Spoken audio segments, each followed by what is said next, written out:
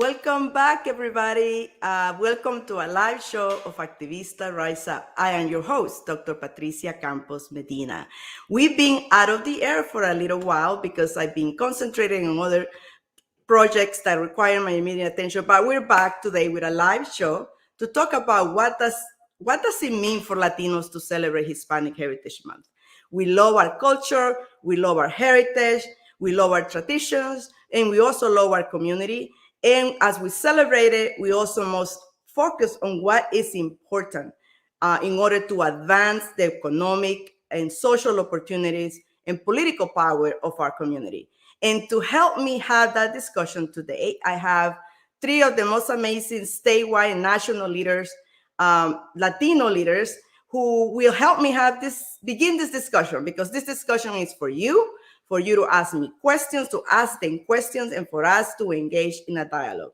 It is Hispanic Heritage Month. It began on September 15. It ends October 15. But for us Latinos who fight every day for the civil rights of our community, our culture, our heritage is, we live it every day. So we have to figure out how to merge our pride and our community pride and our celebrations with our struggle for empowerment. So to help me have the discussion today, I have three dear friends. Rafael Collazo, the Executive Director of Unidos USA Action Fund. He is not a new person in this show. You have seen him here before. We had a great discussion on season 2.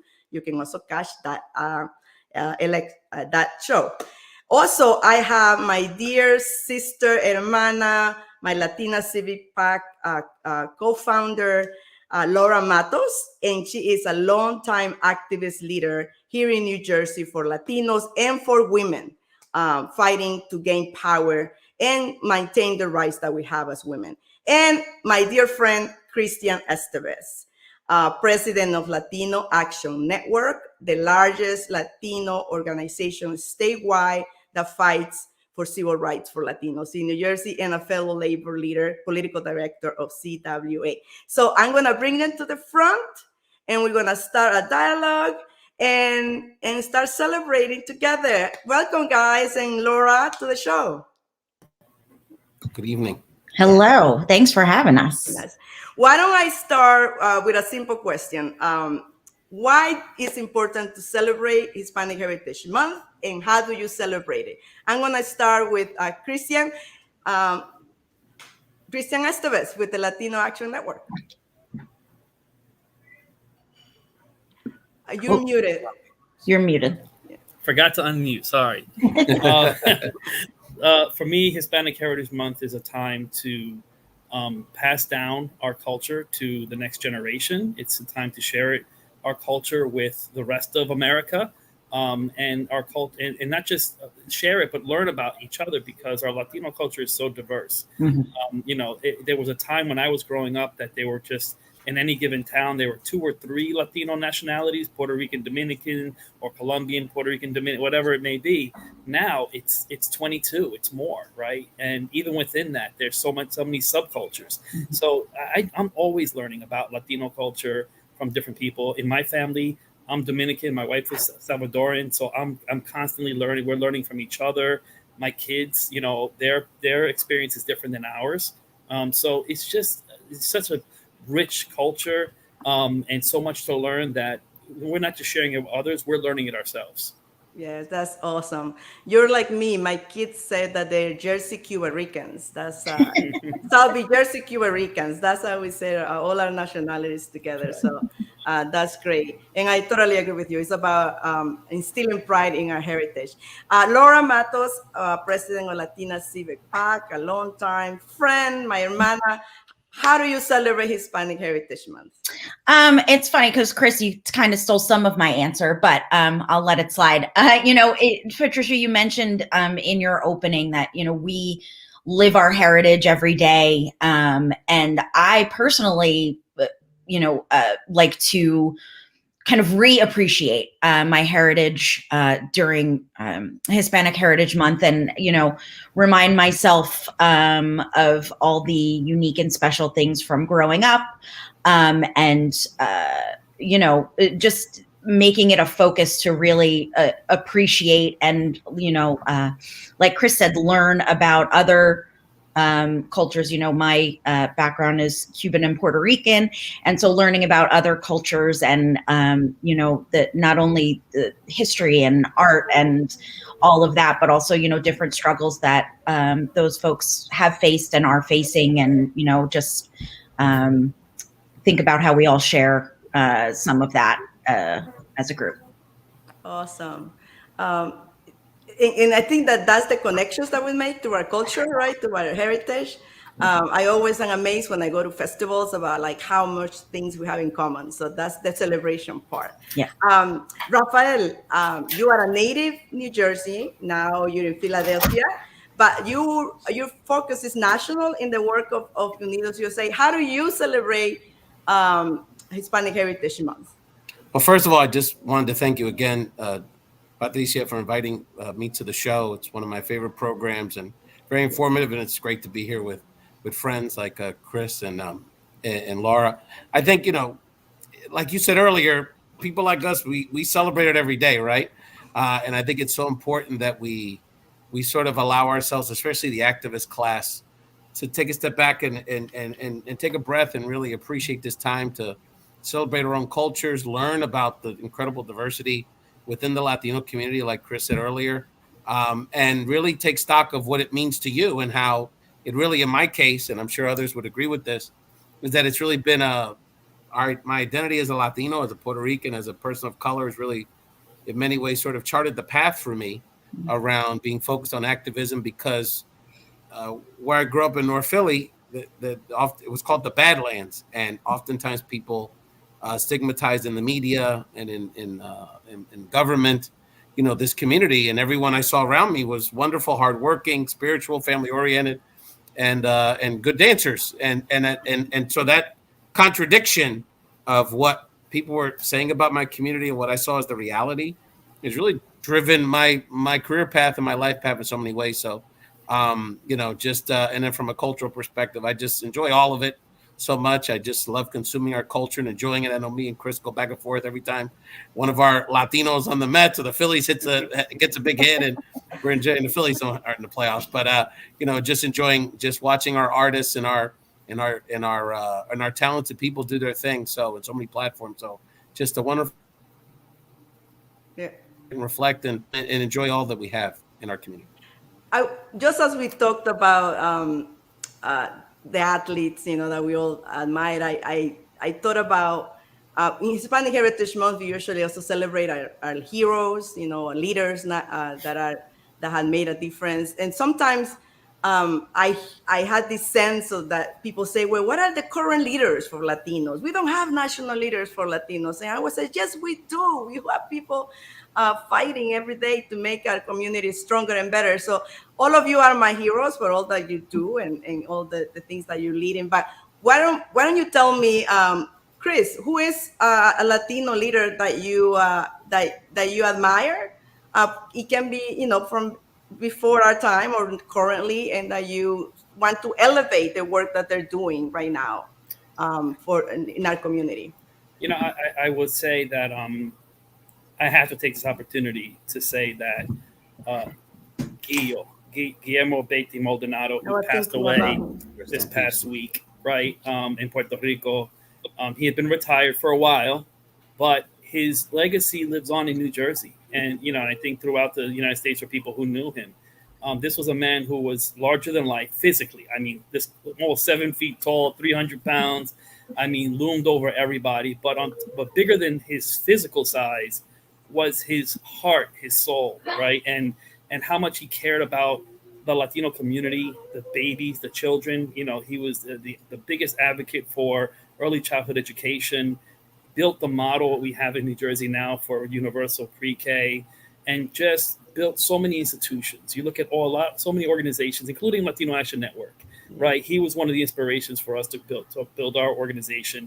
And even though he was in Puerto Rico when we, all that time, I got to tell you, every time we did something and he saw it from Puerto Rico, I would get a call at 11 o'clock at night, and Guillo say, Cristian, lo que tú tienes que hacer esto, boo, boo, boo, and then he hang up the phone, And so somebody that even in his retirement still had his heart in our community and still wanted to do things. I mean, that's somebody who I want to elevate and say we should all try to live up to that. I was thinking about Guillo, el gigante de los Latinos. So thank you for bringing up his name. Laura, who is someone you look up to? I think, everyone here knows, the women's movement and the labor movement really are very meaningful to me. And so someone that I've always looked up to and admired is Dolores Huerta for the work that she has done and continues to do, to some degree, and really working to get workers' rights, women's rights, immigrants' rights into the workplace to help people of color and women, achieve a middle-class lifestyle and the American dream. Definitely Dolores Huerta. And she was just here, virtually. Yes. Supporting our immigrant workers fighting for the Excluded Workers Fund. So she's still at it and very active. Yeah. Rafael.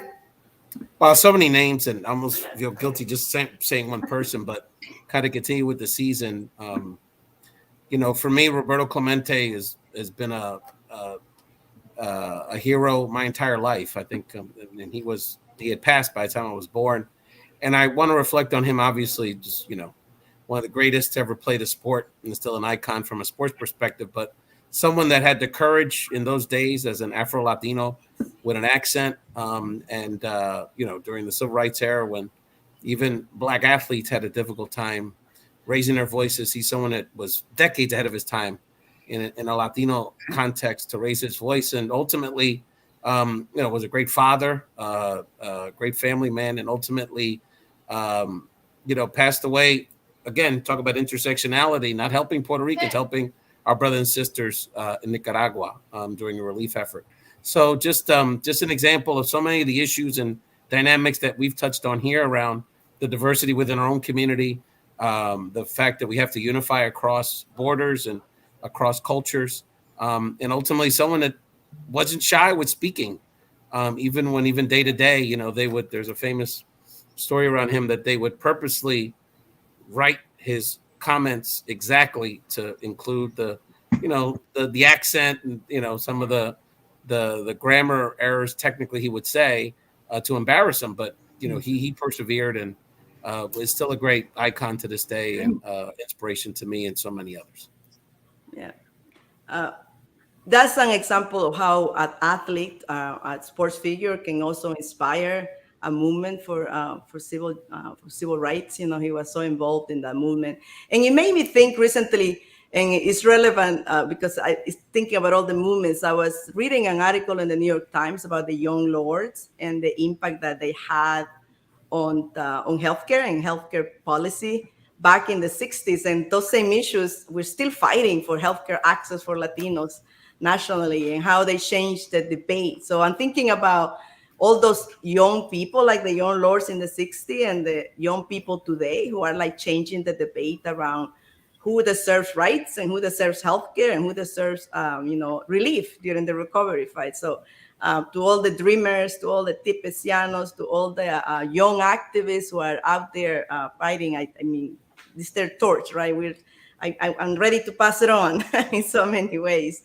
But here in New Jersey, I have a lot of role models, women who helped me and supported me. Women like Zulima Farber, who founded some of the Latina movement here and was one of the attorney generals in New Jersey. She's always a big figure, present in everything we do. So I want to pay my honors to her for all the support that she has given all of us and all the other women who have been, carrying the torch for reproductive rights for women. So now that we pay homage to our leaders, I wanted to just say, what is going on? Where is the Latino community? And we're gonna start with Chris. How are we doing today? Are we better off today than we were a year ago or 10 years ago in New Jersey? I think that's a tough question, because I think that while we've seen progress in many ways, I also think that we keep resetting, right? And part of it is because we're a community of migrants, right? So, my family came here into the United States in the early 1960s, right? And so I'm first generation born here, went to college, all these things. But then during this time, you saw another wave of folks migrate to the United States and start that process over again and under different conditions, right? So you have, folks who are undocumented who are struggling with different type of things that maybe we didn't struggle with or struggle with in different ways, right? So I think that, yes, we have made some progress, but as much as we've made progress, a lot of things stay the same, or in some cases are worse. I look at Rutgers University. When I was a student there during the 90s, and you would think that with all the work that we did, that the share of Latino students at Rutgers University would be much higher and be closer to our state's population, and it's not. It's dismal, right? It's like 10% of the students at Rutgers New Brunswick, and which is their flagship of the university. So really, we've made zero progress, and in some ways have gone backwards. I think that that's important to remember, right? I always say that progress is not stagnant. It can go backwards, and it's only when people like everyday people who stay alert, we can figure out how to move forward. But if it just, but it's very easily can just move backwards. And I think we're seeing a little bit of that. And Laura, sometimes in the women's rights movement, we feel like we've gone backwards. So how are you feeling about the state of Latinas in New Jersey, and how are we coming together to sort of address some of those concerns through through the efforts that we're seeing different women groups taking on? I think to echo some of Chris's comments, I think it's a lot of the challenges that we face are still challenges that we're facing. But there are different challenges too that we're facing just with the changing times. And I think that women, Latinas in particular, are really speaking up more here in New Jersey about the need for equality and representation in elected and appointed office. And at those tables where decisions are made about policies, to make sure that, when those decisions are being made, that the groups making them reflect the groups that are going to be impacted by them. So I think there was a time not too many years ago where it wasn't we weren't as vocal as we currently are, and I think that is working to our benefit to help with inclusion. Not as quickly as some of us may want, but making our voices heard and keeping that drumbeat going to make sure that we're at the table, I think has been something that we've really done well in the past number of years. Yeah. We'll go back to some of the discussions about representation, but in many ways, Unidos USA Action is an example of an organization that is moving forward with the civil rights struggles of the current moment. We used to be called National Consular Raza, now it's Unidos USA. What do you see as the progress, or perhaps things that have not moved forward and that we still need to work on? Yeah, I think it's safe to say it's a mixed bag. I mean, on one hand, I think we shouldn't minimize the progress we have made. I think on a national level, I think obviously there was last year's elections were a major inflection point, not only for who's now in office and the level of access that we have in comparison to who was in office last year, but the power of the Latino vote, and within even its diversity. Even though certain parts of the country and certain parts of the Latino community, had some interesting kind of made some interesting choices, but they flexed their muscles either way and made choices that they ultimately decided to and came out to vote. So I think that, I think we've seen from the COVID relief packages that have, that have generally been very helpful to the Latino community, not only getting access to the vaccine and COVID treatments, but providing a stronger safety net for the more vulnerable members of our community, thinking about the expanded child tax credits, eviction moratoriums, and just, more access to healthcare broadly speaking, which we're trying to keep as more permanent in the upcoming package that we could talk about later. I think we've certainly made some progress. I think in terms of, where we have a long way to go, I think it's safe to say that this administration could be more diverse. We only have one Latina, for example, in the cabinet, which is the head of small business, which is not one of the more, let's be honest, one of the more high profile cabinet positions. And although we certainly have much more access to this administration than we did the previous one, we still have a long way to go in terms of this administration, the federal government prioritizing equity with a Latino lens. So lots of progress to be made. These upcoming battles around the next infrastructure package and voting rights are critical for the long-term progress of the Latino community, but we certainly have made some strides in the last year. Yeah. One of the things that we definitely made some progress because we're growing as a community. We're more entrepreneurial.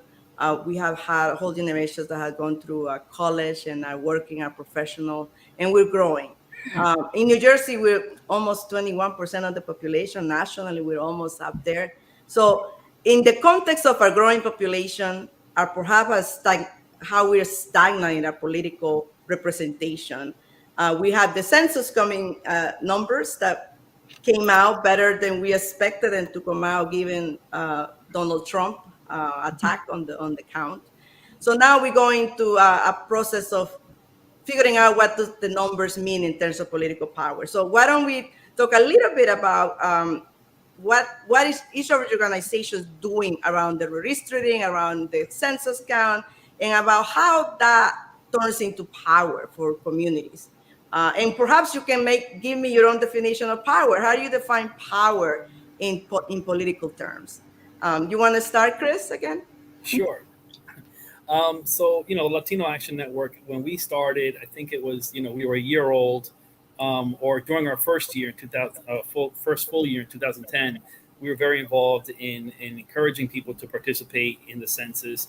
And there were forces, trying to scare the Latino community away from the census. With all kind of, scare tactics, like telling folks that if they filled out the census form, that ICE would know where they were and they'd come and get them. And we really had a lot of work to do in New Jersey to really tell people, look, you gotta, that's not true. And even if it were, ánimo, be strong, do it anyway, because, we can't hide. We have to come out and we need to fight. And people did, and we saw an increase in Latino population throughout the country, but in New Jersey. And then we followed that up the following year by really participating in the redistricting process, where we educated our community about the process and how it works and why it's important. And we really turned out big numbers to the various hearings that the commission had. And we're able to really tell the story of what the Latino community looks like in different parts of the state, what communities of interest were like, and really talking about, what would happen if you tried to pack us all together in one place, or you cracked our community into so many little fragments that we would have no influence anywhere. And that really had a huge impact. And we were very influential as a community in terms of the map that we have now. And that map that we got, at the moment, looked like we didn't make a lot of progress, but we really thought about it, and we looked at potential growth, right? And we looked at not just what the population looked like at the moment, but we looked at what the next generation was looking like. So where you had a certain district that maybe the Latino voting eligible population was X, but if you looked at the kids under 18, for the next 5 years, right? Those were the children of the immigrants who were born here, and they would be eligible to vote. So we grew over the decade, even without the next redistricting. We grew in terms of our political power because we drew maps that not just looked at what the moment had in terms of Latino eligible voters, but what the future would be over the next 5 years. And what we've seen is we've actually seen over these past 10 years, some growth in our representation in Trenton, in our state capital. And now we're doing the same thing. We actually have our community organizers doing community workshops, doing the same kind of education, we're doing a lot of work around looking at maps and using the technologies that's available to us to make sure that we have the same kind of participation, if not more, and that we actually try to move the needle so that we have more representation even than we have now.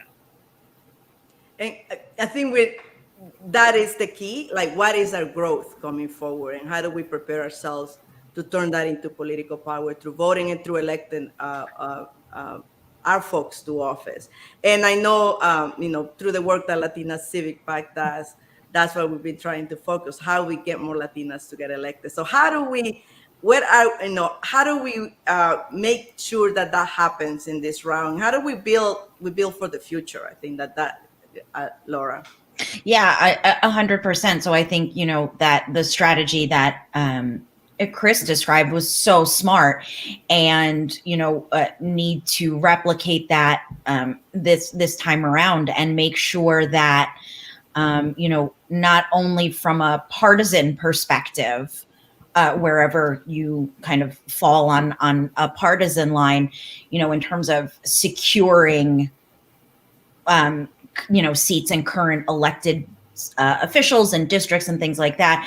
But for our perspective, looking to where that growth is trending, where we've seen it over the past 10 years and where we anticipate it's going to go over the next 5 to 10 years, and looking through that lens at building the bench of elected and appointed officials in those areas to, grow representation from the ground up, and making sure that we're looking at it holistically and planning with all of that in mind, and communicating that to both decision makers and the commissioners on each of the respective commissions, and also doing our part. Like Chris said, you guys are doing community meetings and public education efforts to make sure that the people who are members of our community understand the importance in participating in the political process whenever they're able to,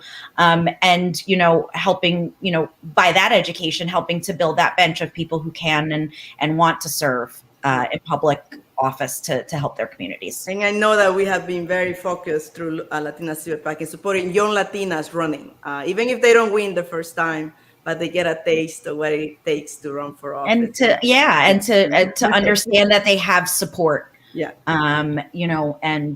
Again, not from even a partisan angle, but just strictly from looking at it through a Latina lens of, needing to have those diverse voices at every table and helping to provide the support that Latinas need to run for office. Nationally, and Patricia, if can I jump before we move on? I want to say though, I love the partnership that Latino Action Network has with Latina Civic PAC, and because we have another point of pride in New Jersey, right? Is that I say 99% of our legislative delegation are women, and I say this when I meet with I like to call it the Latina caucus, right? Is that I am, and they say, well, we can do men too. I go, no, fine, it should be women, because you know what? That's right. All of our households are led by women, the mothers, right, who know the real struggles, and so we get better policy. I'm going to tell you, I love what we have in New Jersey, and I like our partnership in terms of, we do what we do on Latino Action Network. Latina Civic PAC both trains the next candidate, raises money for them, and I think that we're doing some great work in partnership. Agree. Yes, I agree, and I think that we take turns, right? We take turns raising issues that matter, and we have a great partner with Unidos USA Action. Last 2 years ago, when we launched our Latinas Vote New Jersey campaign, we contacted about 300,000 Latinas in New Jersey. You were our key partner, Ray, for that effort, and I think that gave us the push to actually create a sister organization called Latina Civic Action, inspired by the support that Unidos USA Action gave us. So see, we're working together in partnership to advance our issues. But how is Unidos USA pushing this issue of political power beyond New Jersey? Because in other states, we see how Latinos are changing the politics, like Arizona, like Colorado now. It can be a blue state. Even Virginia, my former home state, population changes the politics of a state. So where are you guys focused in terms of this issue and building political power? And we need to get you more over here in New Jersey. Yes, I've heard that a few times. No question. I guess there's a few things. One is that, this isn't, and all of you can attest to this, none of this happens overnight. So the successes that we had, thinking about the 2020 elections in places like Arizona and Pennsylvania, throughout the Northeast and the emerging southern states that Latinos increasingly have influence in. We all have family in North Carolina and Georgia and those kind of areas. But I think, I think about Arizona for a second. The Biden doesn't win Arizona in 2020 if it isn't for the 10, 12, 15-year work that activists have done in Arizona, pushing back against then Sheriff Arpaio in Maricopa County. And that inspiring, that sort of very, terroristic approach to law enforcement in that area, targeting Latinos and Latino immigrants specifically, really inspired a generation of dreamers and other Latino activists to, do the hard work, register people to vote, organize people, have conversations in their community, organize around local issues, and ultimately led to the electoral successes that we saw in those kind of communities. So I think that we have to own our story and share that narrative, because oftentimes, there's just a lot of, frankly, lazy and negative spins as it relates to the power of our community, when, everything is pointing to, if I told you 10 years ago, there'd be 6 Latinos in the U.S. Senate. Yeah. You would say, are you kidding? And so there's just a lot of, and that's just one of many examples of Latino and to Chris's point, Latina political power and representation that's emerged on a national and state level for the last decade. And so, we have to continue to do that work, whether it's voter registration, voter engagement, and telling that story and giving people platforms, particularly younger Latinos in our community and Latinas, platforms like this to speak to their voice and speak to their reality around the issues that they care about. Because if we center our politics on where our community is at, I think we're going to see a much healthier debate nationally around where we go as a country generally, and a much more proactive, unified agenda for all of us. I want to elevate what you said, but all of you said it, that this work takes time, right? We build every year, we build and we do something that creates more power and brings more people along. So, and we all have learned from the people who carry this struggle before. So it's like we're building. I always tell other politicians what they told me, the Latino community is too divided.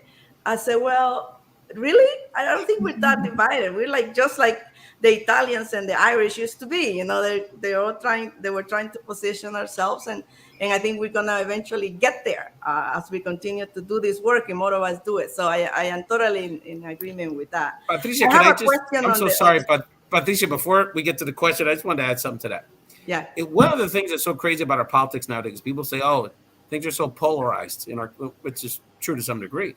But the irony of the situation, and it goes back to sort of this debate we're having around the human infrastructure built out in D.C., is that if you poll the country, not just Democrats or Republicans, independents, if you poll the country around all of these issues, healthcare access, increasing investments for education, immigration reform, the child tax, all of these individual issues, most of them poll 60, 70%. We have a consensus as a country on these individual issues. Yeah. Where we get divided is in this cultural fight that we're having around our identities. And a lot of that is tied into, sort of the vestiges of white nationalism and white supremacy that is sort of clinging on to its last legs, some would argue.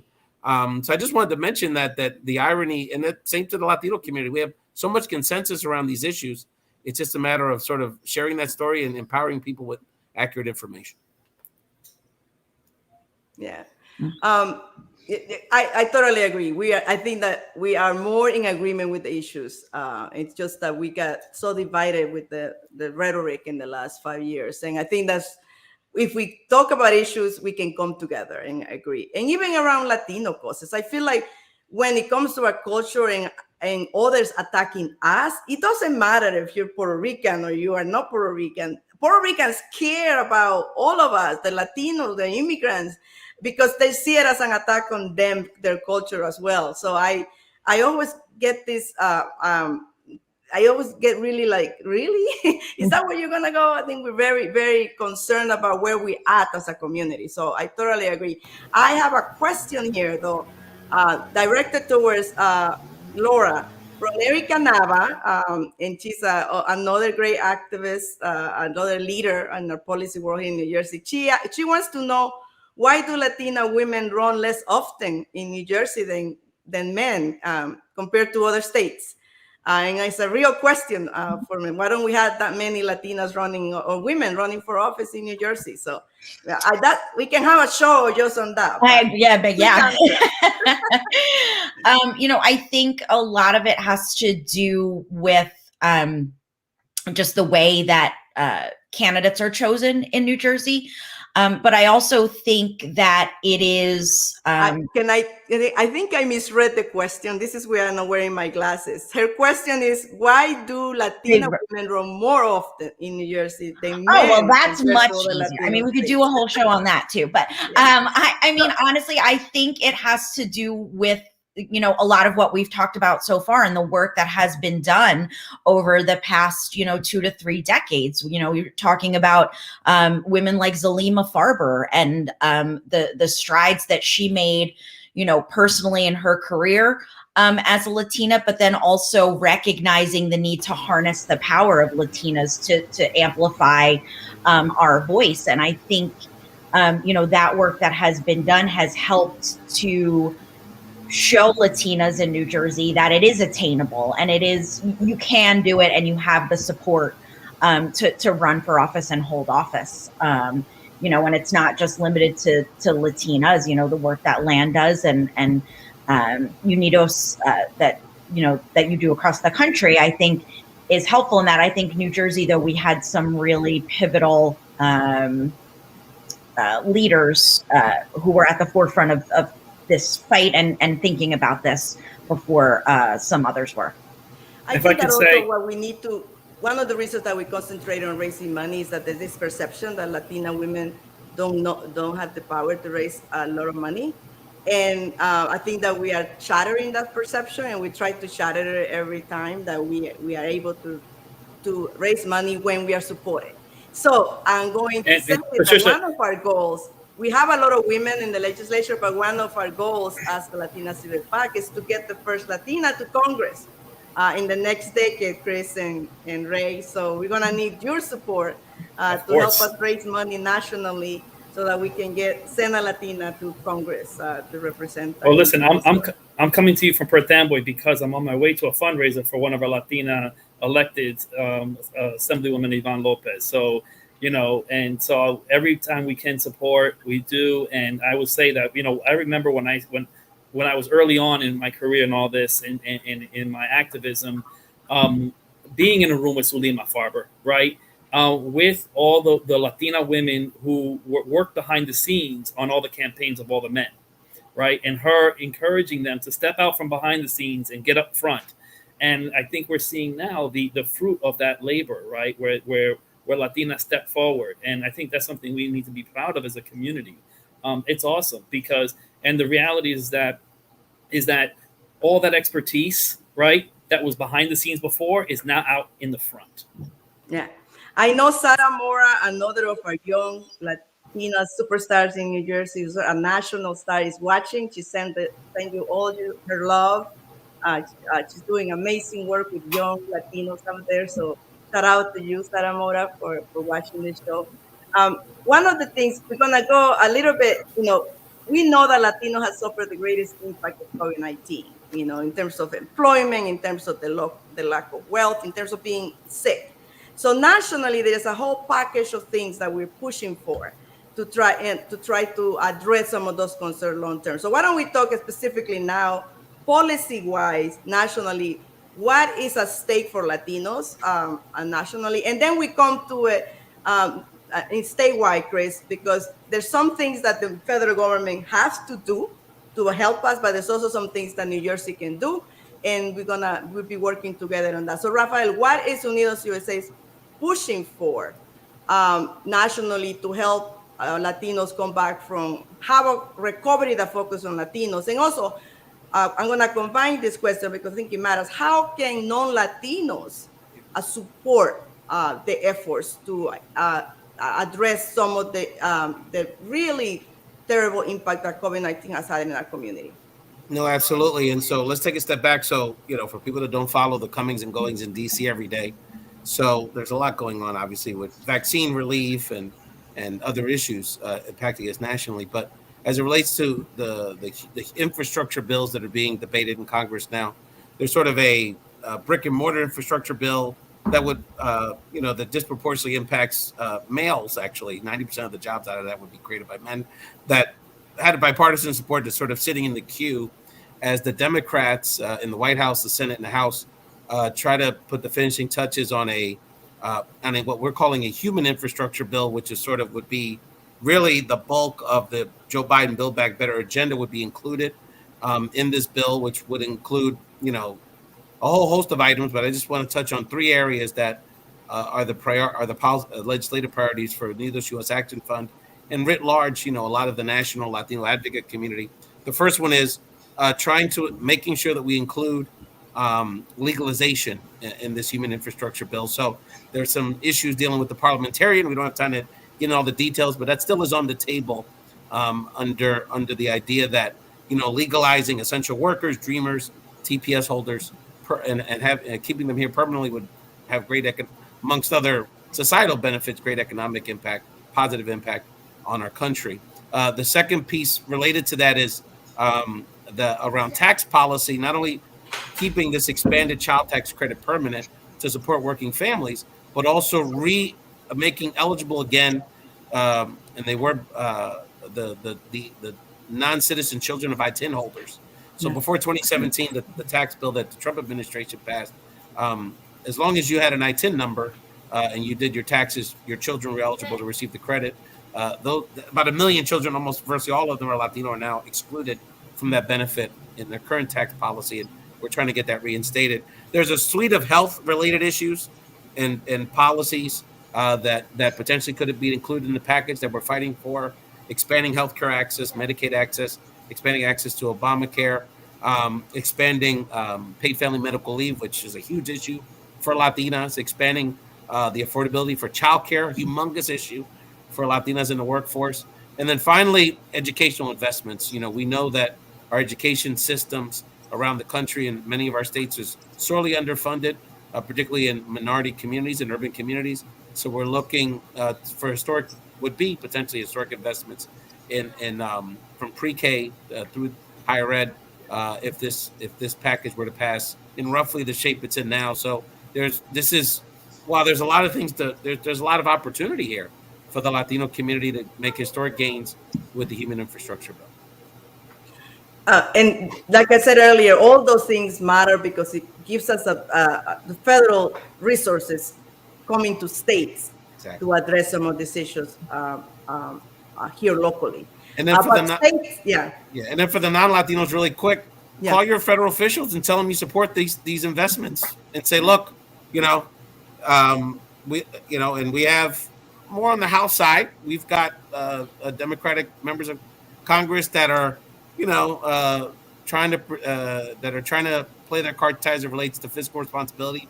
But the reality is, virtually all these investments will be paid by taxing the rich and negotiating with drug companies, which we know, needs to be done. So, call your federal officials, particularly your members of Congress if you're in New Jersey, and reiterate to them that you support the human infrastructure plan and the equity lens of this, including legalization, is very important to you. Yeah, and in New Jersey, we have two great senators who are supporting this effort, but in the entire congressional delegation. But if you want to help pass this bill, we do have to put a little bit more pressure on Representative Gottheimer, who is blocking some of this progress. Yeah. And so please pick up the phone and join us in calling Gottheimer, telling him that investing in human infrastructure is important, especially when it's going to be paid for. So yes, exactly. So how do we, if we there's a lot of work that needs to get done on the states to make sure that we get the Build Back Better. But what can we do here in New Jersey, Chris and Laura, to make sure that that gets done? And also, what else can New Jersey do? What else can states do in the lack of action from the federal government to address some of these concerns? And perhaps that can lead into a little bit of the legislative agenda that LAN is pushing for the next session. Yeah, I think that while we push for the Build Back Better plan, and we make those calls to Congressman Gottheimer because he's really the obstacle here in New Jersey, we have work to do. There's money here already. There's money still from the rescue plan here already. Someone asked a question about what's the status of the Excluded New Jerseyans Fund, right? The reality is that, through our activism, and it's been a very exhausting year and a half, or almost 2 years now, very exhausting. But we fought really hard, at least to set up the program for excluded New Jerseyans, and for the people who were left out of federal aid because of their immigration status. And so at least we got the program set up with $40 million in there. The status right now of that program is that, the state, using other funds, not from the 40 million, but from other funds, is setting up grants to community-based organizations, Latino community-based organizations, to help distribute those funds, right? And that's very important. But we know that as soon as that money starts going out, it's only a drop in the bucket of what's needed, and that we're going to need a huge replenishment that is multiple the size of that $40 million. So we have our work cut out for us. First, to get the money out the door that's there, and then to fight to get more. And that we're going to need to do legislatively as well, because the way that they set it up is that going forward, any money is going to need support from the legislature in order to be appropriated. But the money is there, the need is there, and we need to get it out there.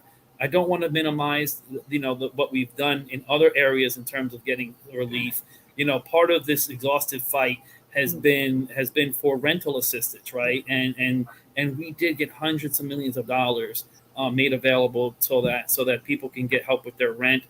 We've pushed for the extension of the moratorium in New Jersey, and also we've been fighting for the People's Bill, which is a rental assistance program that, if passed, and we're still trying to get it passed, would give people more time if they're behind in their rent to pay it back over a longer period of time. Because we know that even with the rental assistance money, there are people who will fall through the cracks, and we need to make sure that we get that assistance. And let me tell you something. We talk about rental assistance or affordable housing and all these different issues. People to say to me, yeah, but tell me about the Latino issues. And I go, this is Latino issues, right? Keeping a roof over your head is a Latino issue. I said, if you want, I'll put a sombrero on and dance around in a circle for you as I talk about it, right? But the reality is that, fiscal issues are Latino issues, right? And education issues and health issues. So, it's the entire, we're constantly, monitoring the entire legislative agenda for what's happening there. But also we're introducing things all the time. And we're not waiting for other people to introduce things. Latino Action Network, we're tired of waiting for the legislature to do something about the segregation in our schools, right? So we filed Latino Action Network versus the state of New Jersey, which is Brown versus the Board of Education lawsuits in the state of New Jersey, because New Jersey is one of the most segregated states in the nation.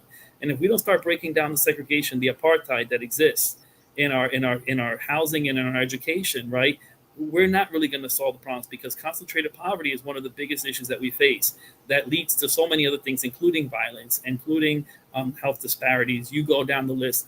A lot of it has to do with the way that we're segregated and we're under this apartheid. Two key issues, two amazing issues that LAN has been fighting for a long time. And school segregation is one that doesn't get a lot of attention, but it's so critical because it's the future of our youth who's going to enter the labor force. So I commend you for, well, it's one of our leaders. Right.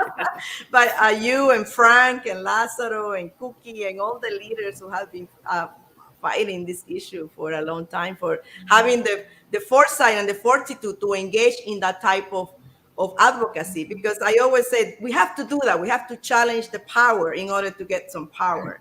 And so that's an important fight. And perhaps I'll bring you back so that we can talk more about education, because I think it has impact at so many levels about how we all ought to engage in that issue. But Laura, I'm sorry, and just real quick, I'm sorry, Laura, but in terms of what non-Latinos can do, I want to point out that some of the attorneys that have been arguing this case for us are white attorneys at some of the biggest law firms in the state, including Gibbons and including Pashman Stein, right? So we have a lot of allies who have been doing pro bono work. And if you're listening to this and you have any talent, you don't have to be an attorney, you have anything that you can offer, come, check us out at latinoactionnetwork.org and share your talents, because that's how we get this done.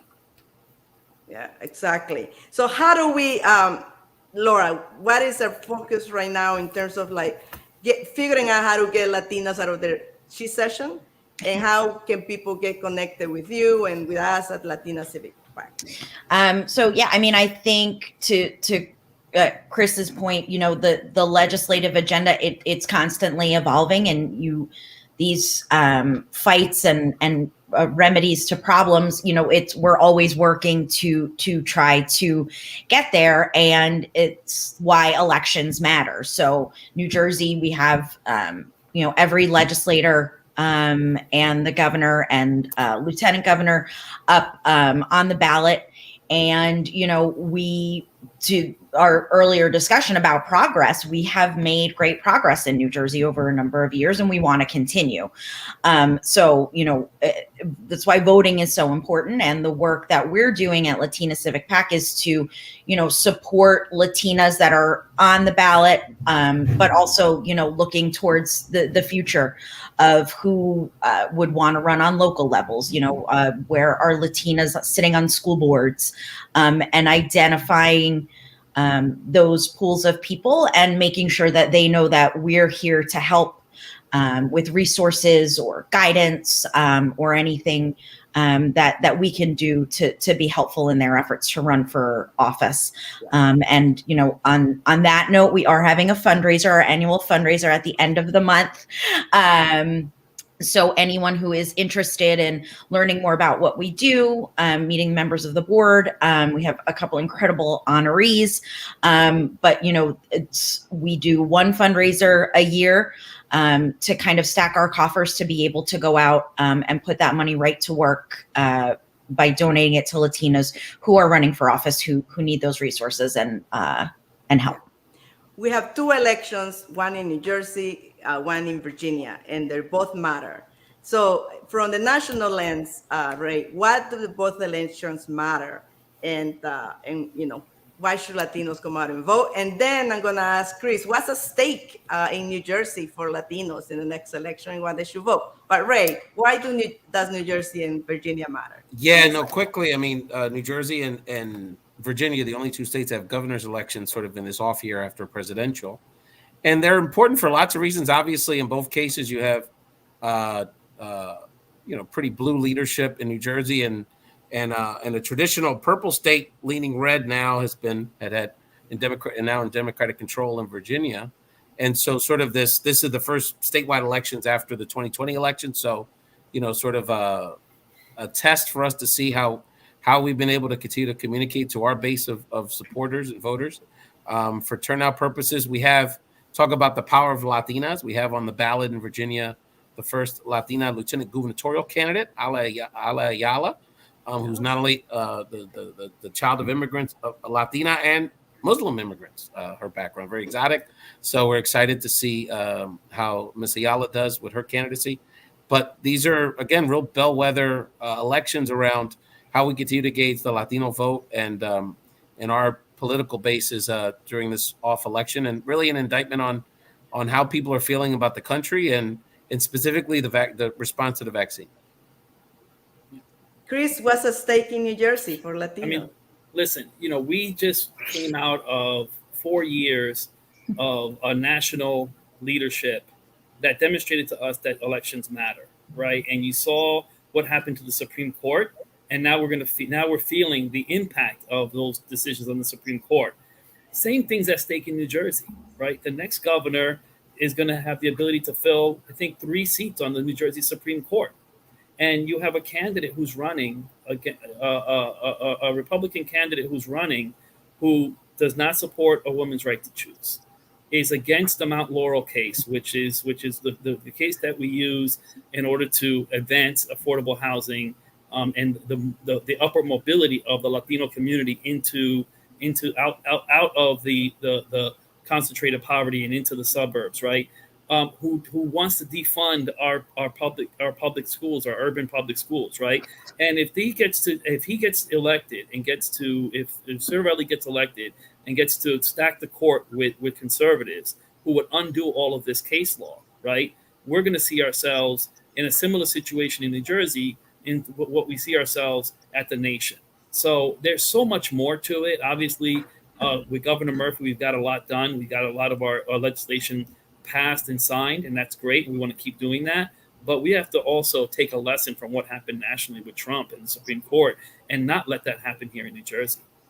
And also looking at, things that are happening on the state level in Texas around, a woman's right to choose and reproductive freedom, recognizing that obviously the national level, all of those lessons over the past 5 years were learned and then some, making sure that we are electing representatives who recognize here the importance of those core values for women and people of color, and make sure we don't move backwards.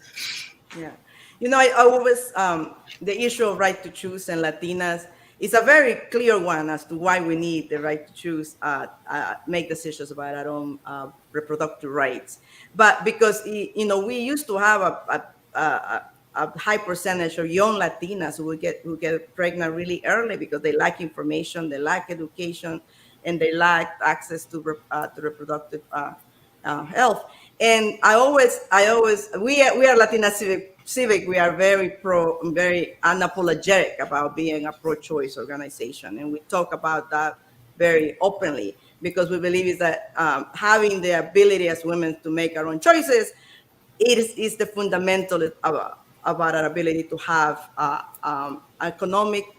to build a path to economic prosperity, to be able to get an education, to be able to to prosper. So I want to say that's one of those issues that we have to be more nuanced about how we talk to our Latina our community, because it's not about abortion. It's about giving women the right to make their own choices about when to start a family, and give young women the tools to succeed. So I wanted to make that point because some people say, well, you can talk to Latina women about abortion. I said, I don't talk to them about abortion. I talk about the ability for them to make their own choice about those decisions.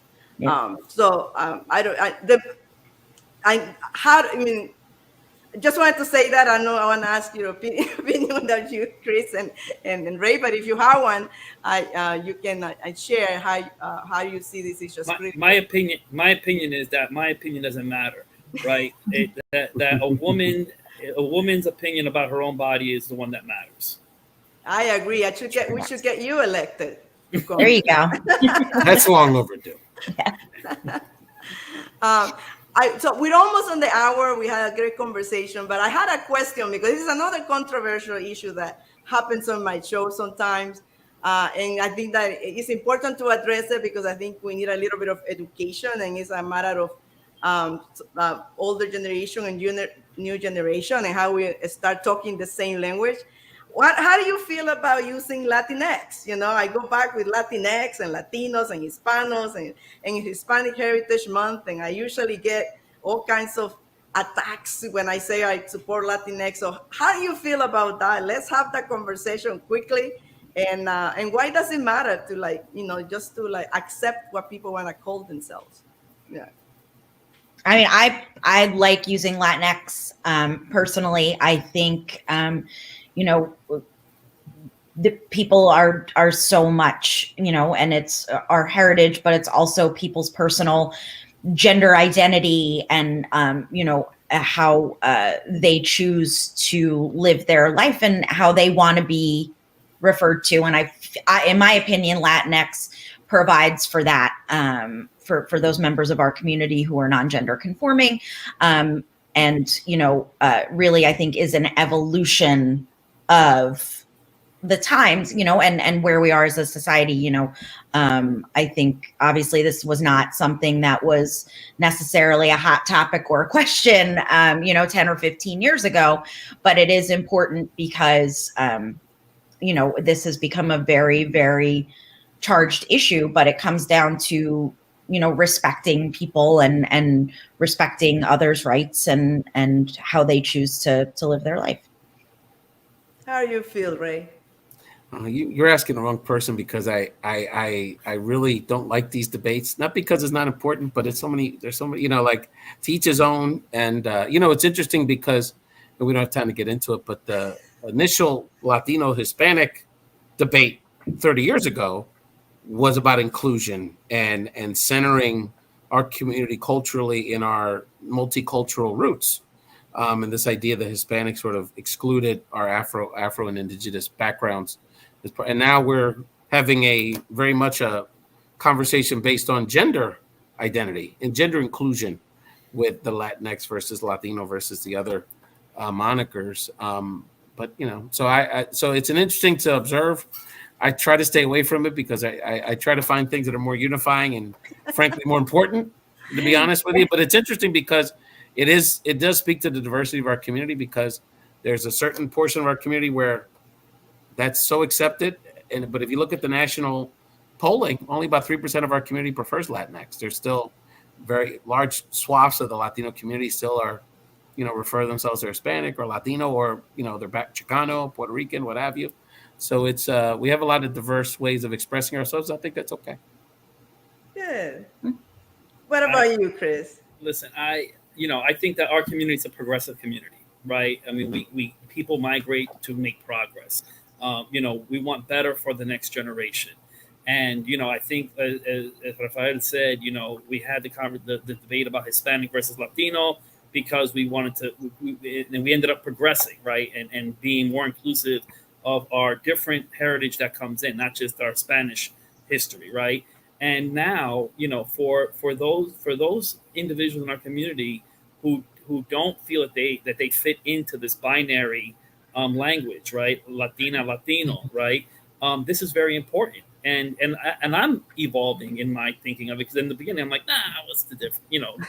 What's the big deal, right? But as especially I talk to young people, right, who have a much open mind about gender identity and don't see things as like binary as maybe other previous generations did.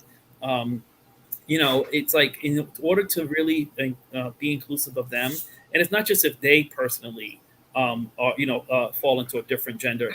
I see young people that may be, identify one way or the other, still want to make sure that they are inclusive of everybody else, and it matters. And so I think that we really should take a good look at this. And look, I think, people should identify. I've always been a strong believer in what do you call it? Self. Of people really making their own choices, right? So so basically I think that I support people using it. I might not always use it, but I'm not down on it.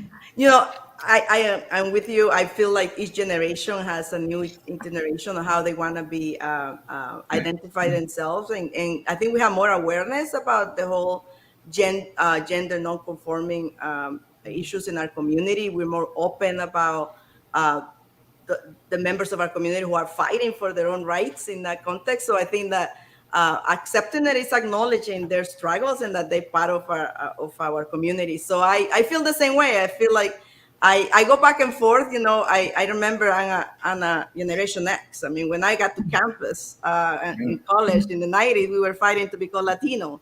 Not Hispanics, and that was my fight in the 90s. So, and now, I feel like, yes, I respect the use, and there's some people who still call themselves Chicanos, like you said. So, It's an affirmation of how you want to be known in your community, and therefore I welcome it. And one day we're gonna be Hispanic Heritage Month, Latino Heritage Month, Latinx Heritage Month, and let's just celebrate who we are in our community. So one last question, and we can talk all night, I know, but how can people stay in touch with your organizations and just stay in touch with you and your activism? For Latino Action Network, it's really easy. Go to www.latinoactionnetwork.org. You can go to contact us. You will find my personal email and my personal cell phone number. Feel free to reach out. And that's another way to get to it is our blog as well. And please get involved. Yeah. Laura? Latina Civic PAC, we are getting our properties all set up. We're a new organization that was just launched. My personal information was just up there, but we are on Instagram and Twitter and Facebook as well. And again, please, if you're able to consider coming out virtually or in person for our fundraiser at the end of this month to help support Latina candidates up and down the ballot throughout the state of New Jersey. Thank you. And Ray? Yeah, so for Unidos US Action Fund, just follow Unidos US AF on our social media handles, or Unidos US Action Fund on Facebook. I'm not hard to find on social media. Just look up Collazo and I'll tend to pop up with my social media handles are there. I did want to just make one real quick, besides thanking you, Patricia and Chris and Laura. Chris, I owe you a connect, man. It's been too overdue to reconnect. So it's been great to spend this time with you and chat with you. But I did just want to share, especially for those people that are watching, say, wow, these people, these are the lifers. These are the activists, people I look up to. These are the political people in my life. But you all need to get involved. And I would just say, just take a step. You know, it's either as simple as tagging Gottheimer on a tweet tonight or an Instagram post saying, hey, we need to get this across the finish line. You know, I have a dear friend, and again, hopefully we can engage you all with her. Cindy Ortiz, I wanted to shout out. She went from being she's someone that defeated cancer partially through medical marijuana, and now has become a cannabis activist, cannabis entrepreneur, and really a great health advocate for particularly Latinas cancer survivors. And I just think about her journey. And so many journeys like that. There's a woman that was just quietly living her life, raising her family, working in the healthcare industry, and life brought these moments to her. And instead of hiding, she not only she's taking action to help others. So, you know, I just encourage all of you to take a step and tomorrow take another step in the way and utilize your talents and interests to make a difference. Thank you so much for that. It's so easy. Yes, I agree. Just take a step, do something, and you feel that you will build community doing it that way. And we need your help. We need you to stay involved. And I'm going to bring you back, both of you, to talk about cannabis, because it's another issue that is misunderstood in our community, how connected it is to issues of justice or social justice. So you have an open invitation to come back to have a discussion. Gotta get Cindy on the show and some other friends of ours. And, I feel like you got 7 more episodes just out of our conversation today. So this got to be a daily show. You kidding? That's, you know, I do some podcasting too, as you all know. Good morning, Latinos. Yeah, and that's always the biggest regret. It's like you could do it all day, and there's not enough. So many good people out there too, and so many stories and so many good stories. Share with oh yeah. Yeah, and absolutely. We need to. That's partly why I started Activista Rise Up. I know that's why you started your podcast, Ray, to tell the stories of our community from our community. So thank you for joining me. See you on the field. See you in the election. Every Latino, please get out to vote. Go vote. Exercise your right, because by doing that, you give power to a lot more people. So celebrate. Tomorrow is the last day of Hispanic Heritage Month, but we celebrate every day because we celebrate our families and our culture and our community. So gracias por estar aquí. Gracias por celebrar la herencia hispana y seguimos luchando para nuestra comunidad. Thank you. Good night.